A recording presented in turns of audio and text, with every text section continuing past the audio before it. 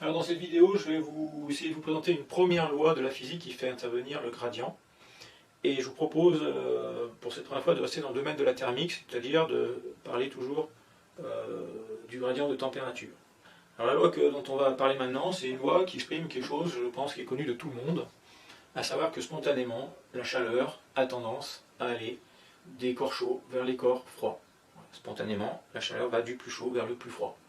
Alors on peut faire, comment dire, constater ce phénomène simplement quand on plonge un glaçon dans un verre d'eau. Qu'est-ce qu'on constate? Eh bien, on constate que le glaçon fond et que l'eau du verre d'eau se refroidit. Voilà. Eh bien, si l'eau du verre d'eau se refroidit, c'est qu'elle perd de la chaleur, et si le glaçon fond, c'est qu'il gagne de la chaleur.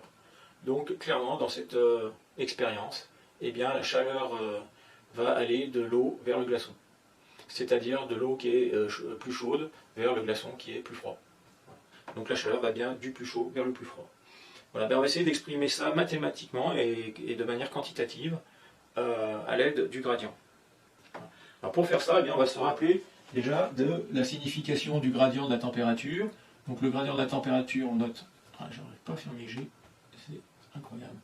Le gradient de la température, il intervient comment? Eh bien, si on multiplie par un petit déplacement dl, ça nous donne la variation de température. Donc, pour bien fixer les choses, je vais refaire le petit schéma où je me fixe un gradient de la température, comme ça, dans un point de l'espace. Donc, la signification de ça, ça veut dire que si à partir de ce point-là, je me déplace, allez, on va dire d'1 centimètre dans le sens du gradient, comme ça, eh bien, j'obtiens... je fais un produit scalaire de deux vecteurs collinéaires dans le même sens, et bien ça va être un produit scalaire positif, c'est-à-dire que la température va augmenter. Ici, la température est supérieure ici à ici. Si on va dans le sens inverse du gradient, les deux vecteurs sont dans le sens opposé, donc quand on fait produit des modules fois cosinus de l'angle, l'angle il vaut pi, cette fois entre les deux vecteurs, quand on est comme ça. Donc le cosinus vaut moins 1, ça veut dire que la variation de température sera négative, donc que la température va baisser. Ici, c'est plus bas, température plus basse, plus frais que ici. Si on se déplace perpendiculairement, alors l'angle entre deux vecteurs vaut pi sur 2, le produit scalaire vaut 0, la température ici c'est la même que celle qu'on a ici, etc. Donc, si on est dans cette configuration, on est sûr que la chaleur ne va pas aller de là vers là, puisque c'est la même température pour les deux points, donc là il n'y a pas d'écoulement de chaleur.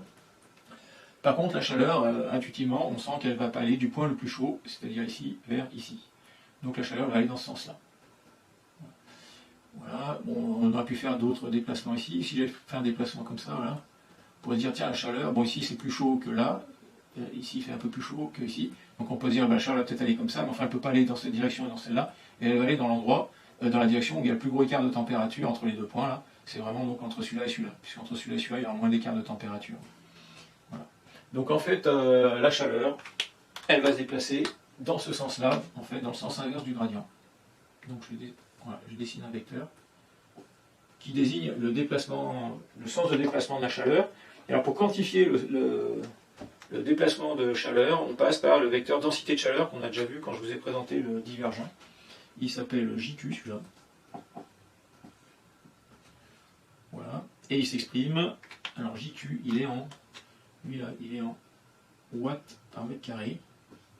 Alors les watts, voilà, donc c'est un flux d'énergie, en fait.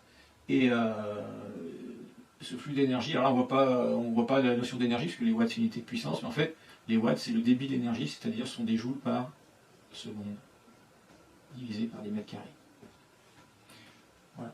Et là, donc, en fait, le débit d'énergie, il va être dans ce sens-là. Donc, débit d'énergie, c'est les joules par seconde, c'est les watts. Voilà.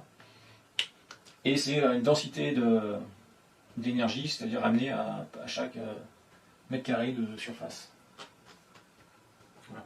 Alors en fait, la relation qu'on va écrire maintenant, c'est juste d'écrire que ce vecteur densité de chaleur, eh bien, il est dans le sens opposé au gradient de la température. Donc en un point de l'espace, ça sera vrai pour chaque point de l'espace, et il lui sera proportionnel, c'est-à-dire plus le gradient sera important, plus il y aura un écart de température élevé entre ces deux points, là, plus le flux de chaleur sera élevé. Donc cette relation, ça donne quoi si je l'écris maintenant? Eh bien, on écrit que JQ,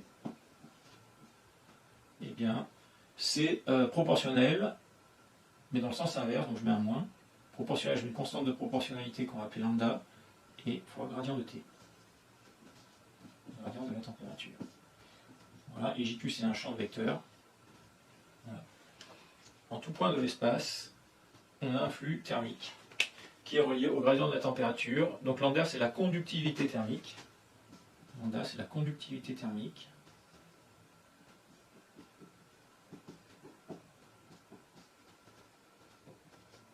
Voilà. Et la conductivité thermique, elle dépend du matériau dans lequel on se situe. Il y a des matériaux qui sont des bons conducteurs thermiques, comme les métaux par exemple, et puis d'autres qui sont plutôt des moins bons, des conducteurs thermiques ou des isolants, comme le polystyrène par exemple. La laine de verre, ça, tout ce qu'on utilise pour faire de l'isolation thermique. Voilà. Alors, si on veut jouer au jeu des unités, on peut déterminer l'unité de lambda. Donc lui, je rappelle, lui, il est en watts par mètre carré. On va prendre des noirs, ça c'est des watts par mètre carré. Le gradient de la température, c'est en degrés Celsius par watt. Voilà, je pourrais l'écrire aussi en Kelvin, hein, ça marche aussi avec les Kelvin. Puisque les degrés Celsius et les Kelvin, ça diffère à une constante près, donc sur les variations, il n'y a pas d'écart. Et donc la conductivité thermique, c'est ce qui permet de transformer les degrés Celsius en des watts par mètre carré. Donc lambda, ça va être en watts par mètre carré. J'ai mis degrés Celsius par mètre. Voilà. Et ici, que multiplie l'inverse de ce qui est ici, c'est-à-dire des mètres divisé par des degrés Celsius. Voilà. Et donc j'ai des mètres sur des mètres carrés, donc c'est les mètres carrés qui l'emportent. Donc ça va nous faire en fait, quand on combine tout ça, enfin là ici ça nous fait des watts divisé par des mètres, des watts divisé par des mètres, divisé par des degrés Celsius. Voilà, si on écrit en Kelvin aussi, on peut l'écrire comme ça fait des watts, mètre moins 1, Kelvin moins 1. Si on met des Kelvin à la place des degrés Celsius. Alors cette relation, on va l'encadrer quand même, donc ça s'appelle l'équation de Fourier, ça. Voilà. Et elle signifie simplement que la chaleur s'écoule du plus chaud vers le plus froid. Et elle quantifie tout ça. Voilà, j'en ai fini pour cette relation. Je vous propose de voir les conséquences de cette relation dans une prochaine vidéo.